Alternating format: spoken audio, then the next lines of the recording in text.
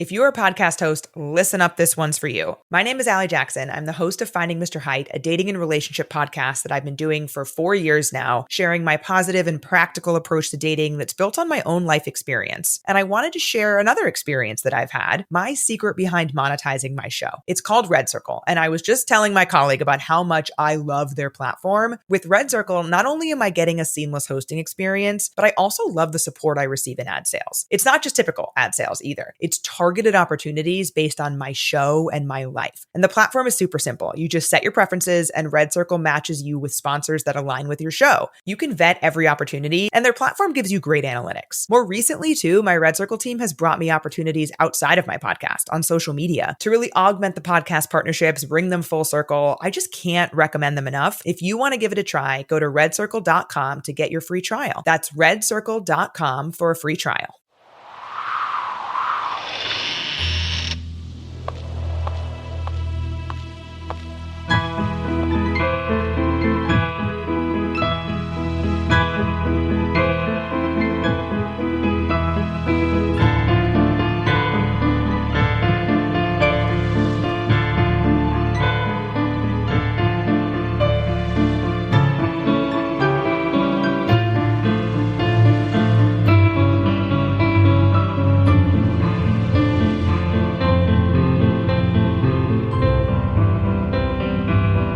Things with Wings Productions presents a special episode of the Skylark Bell.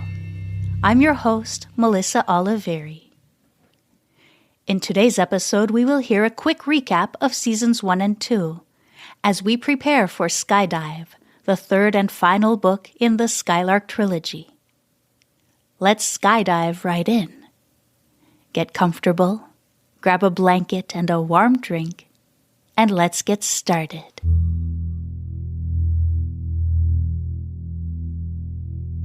In Season 1, we were introduced to Margaret Phaeton, better known as Magpie. She lived in the city with her mother until the day they moved into the old farmhouse on the outskirts of Pocket.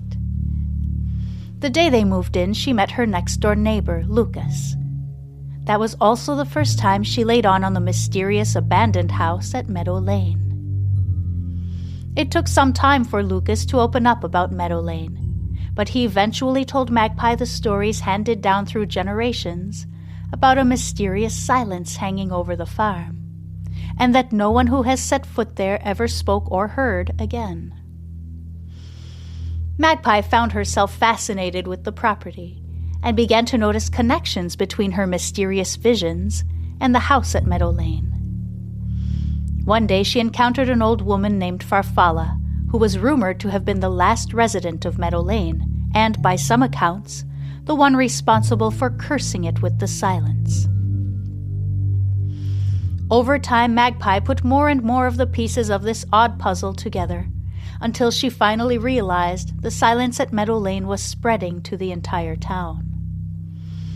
Farfalla sat down with Magpie at the Early Bird Diner and told her the unbelievable story of the house at Meadow Lane, and about the mythical Skylark Bell. Farfalla told Magpie the only way to end the silence was to find the bell, hidden within the confines of the house at Meadow Lane, and ring it loud and clear. Magpie successfully swallowed her fears and braved the silence at Meadow Lane in search of the bell. She was successful in her quest and did indeed end the silence. But the celebrations were short-lived, as she and Lucas learned of Farfalla's passing the following day. As Magpie and Lucas were gathering Farfalla's things from her tiny house, they heard impossible footsteps behind the closed door of an empty room. When they re-entered the room, they found a sketch that hadn't been there earlier. On the back of the sketch were 4 words that turned everything they thought they knew about Meadow Lane upside down. I am not Farfalla. That was the end of Season 1. Then in Season 2, Wingspan, we saw Magpie, Lucas, and Mrs. Phaeton flying to London for Mrs. Phaeton's art exhibit. From there, Magpie and Lucas continued their voyage across Scotland to the Isle of Skye and Magpie's ancestral family property, Carnifex House. Still plagued by visions that seemed increasingly real, Magpie slowly settled into life on the outskirts of the small Scottish town of Puckage.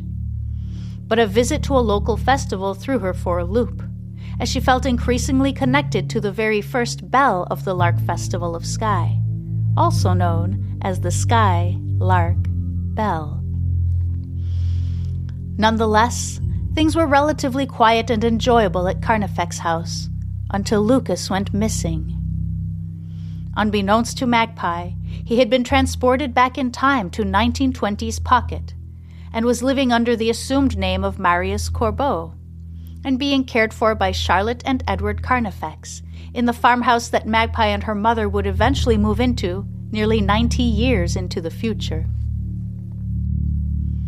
Meanwhile, back in modern times on the Isle of Skye, the caretakers of Carnifex House, Alfred and Manon Sarcelle, finally tell Magpie about the stories permeating the community for generations, about a mysterious druid woman named Dialangi, who is said to be the cause of multiple vanishings. Magpie and Lucas pine for one another for a time, but eventually move on. Lucas connects with Nathaniel Shearwater, and eventually falls in love with and becomes engaged to his daughter, Farfalla. Magpie meets Alfred and Manon's son, Julian, and they marry.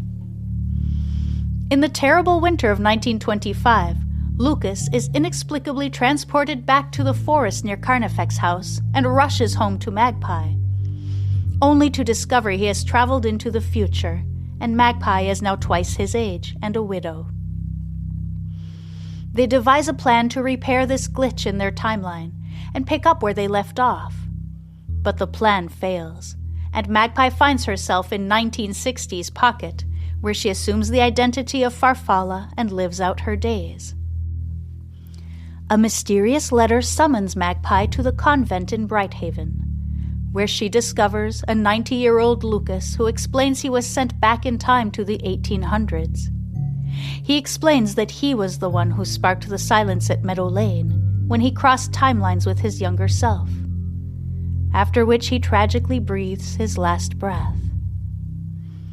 Magpie devises a plan to warn her younger self not to go to Scotland in an attempt to spare herself the heartache of the crisscross timelines and losing Lucas. But her plan is thwarted by the mysterious Dialangi. We end Wingspan with a note from the mysterious woman herself, who appears fixated on ensuring the sequence of events remains unchanged. We will explore her story in this third and final book, Skyedive.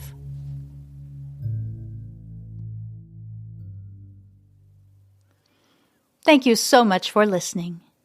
Join me next week as we begin the third season of the Skylark Bell podcast by reading Book 3, Skyedive, where we will explore the life of Farfalla, from her happy idyllic childhood at Meadow Lane, through the sequence of events that will transform her into something else entirely.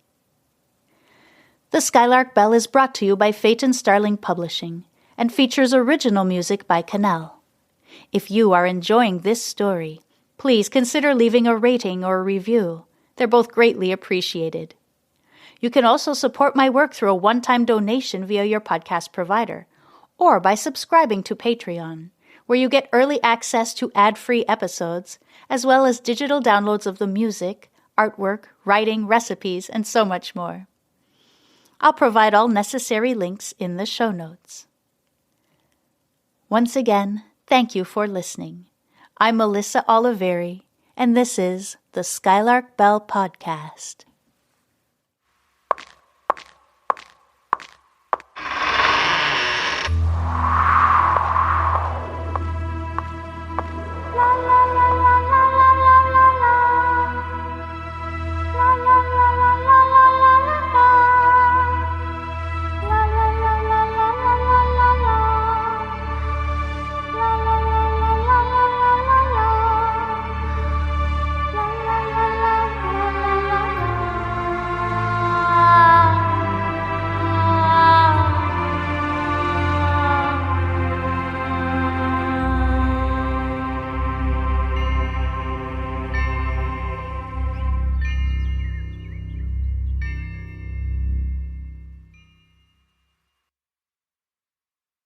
If you're a podcast host, listen up. This one's for you. My name is Allie Jackson. I'm the host of Finding Mr. Height, a dating and relationship podcast that I've been doing for 4 years now, sharing my positive and practical approach to dating that's built on my own life experience. And I wanted to share another experience that I've had, my secret behind monetizing my show. It's called Red Circle. And I was just telling my colleague about how much I love their platform. With Red Circle, not only am I getting a seamless hosting experience, but I also love the support I receive in ad sales. It's not just typical ad sales either. It's targeted opportunities based on my show and my life. And the platform is super simple. You just set your preferences and Red Circle matches you with sponsors that align with your show. You can vet every opportunity and their platform gives you great analytics. More recently too, my Red Circle team has brought me opportunities outside of my podcast on social media to really augment the podcast partnerships, bring them full circle. I just can't recommend them enough. If you want to give it a try, go to redcircle.com to get your free trial. That's redcircle.com for a free trial.